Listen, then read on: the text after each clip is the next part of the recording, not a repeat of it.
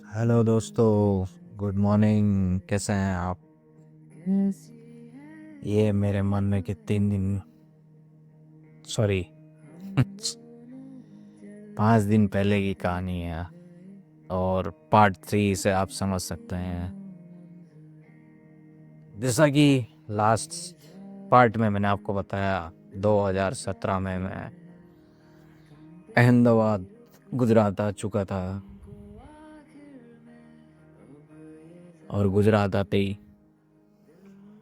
इस देश में कोरोना आने ही वाला था 1 साल में।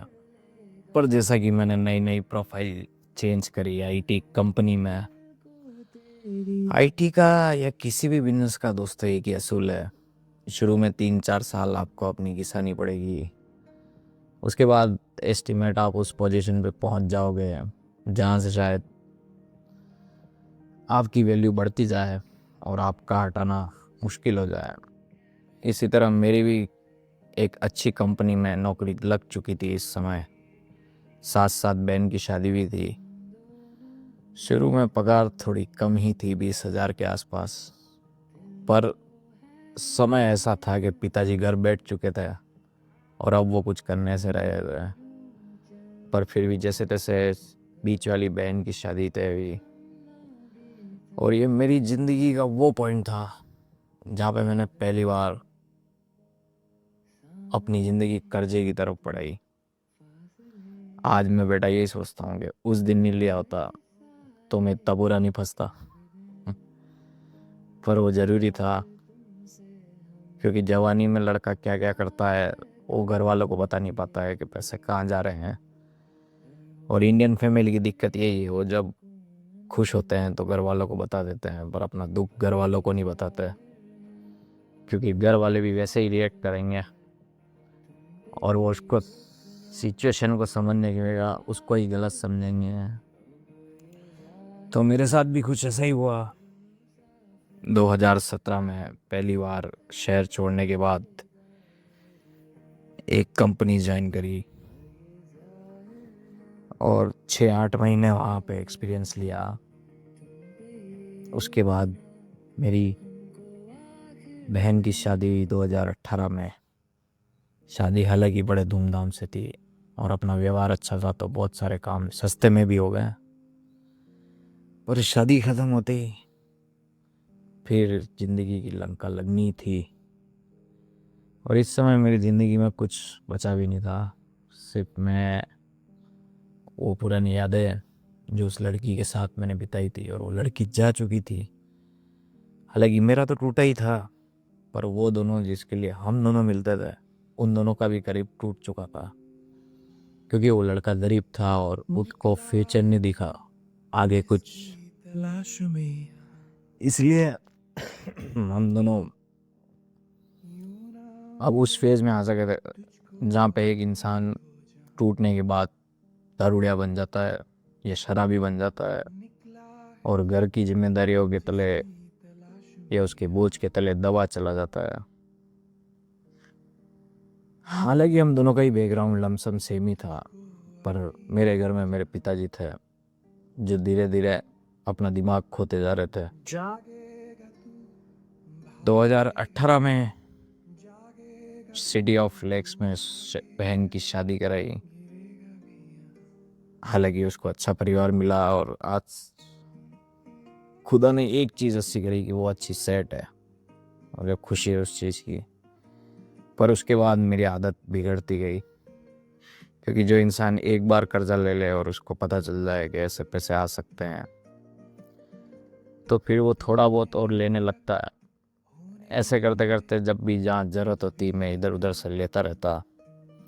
पर वो बहुत छोटा मोटा था तो निपटने की ताकत थी तब उन सब चीज़ों से। करीब 1.5 या 2 साल अंतर्राष्ट्रीय एक्सचेंज में जॉब करने के बाद वो समय आया जब कोरोना आ गया।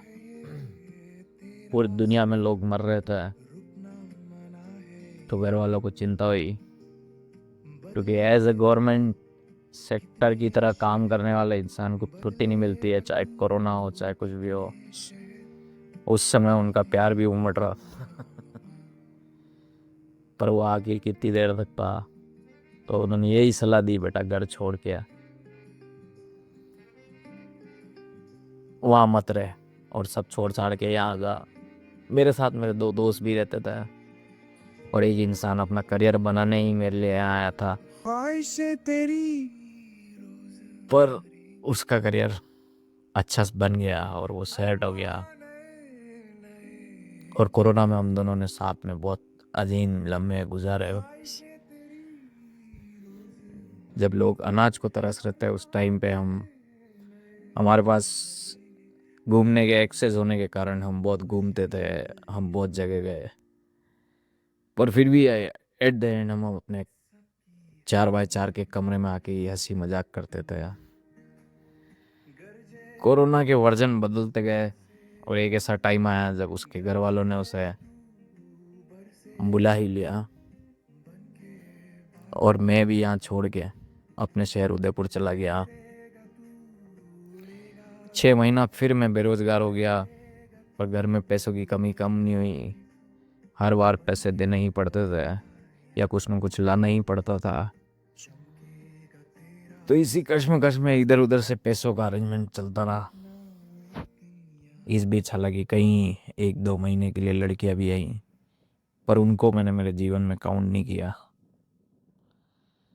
क्योंकि 2 महीने से ज़्यादा कोई रुकी नहीं। तो ना मैं सीरियस था ना सामने वाली, पर लाइफ ऐसे ही चल गिरी। 2022 वो दिन था जब मेरी ज़िंदगी में थोड़ी सी उम्मीद जगी। उसी कंपनी ने वापस डबल पैकेज का मुझे ऑफ़र किया और यहाँ आने को बोला। और जनवरी 2022 जब कोरोना करीब ख़त्म होने की कगार पे था, मैं वापस से अहमदाबाद सब सामान छोड़ के आ चुका था, पर फिर एक शहर में शिफ्ट होना और वहाँ सब सेट करने के लिए पैसे चाहिए थे। और उस समय कोई बचा भी नहीं था जो मुझे पैसे दे चुके, और कोई इंसान मदद तुम्हारी लिमिटेड करेगा। लेकिन मेरे दिमाग में एक ख्याल आया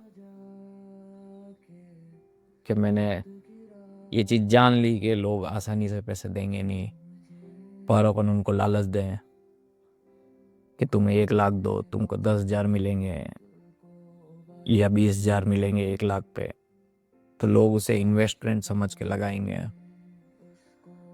और ये मेरी ज़िंदगी की सबसे गलती वाला दिन था जब मैंने ये आइडिया को इम्प्लीमेंट करना स्टार्ट किया, क्योंकि इन सब जंजीरों में देने वाले मेरे अपने ही थे। और एक जने से मैं इसी तरह थोड़े पैसे लेके अपने वापस उस शहर गुजरात में आ गया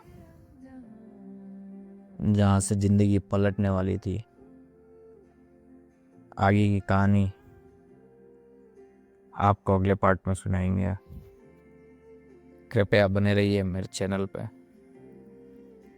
और अच्छी लगे तो सुनती रहना, वरना दोस्तों मेरा तो वैसे भी अलविदा है और अब वो वक्त मेरे पास बचा नहीं है, क्योंकि कर्जा बहुत ज़्यादा हो चुका है। इतना कि लॉटरी खुले तो भी और पैसे चाहिए होंगे।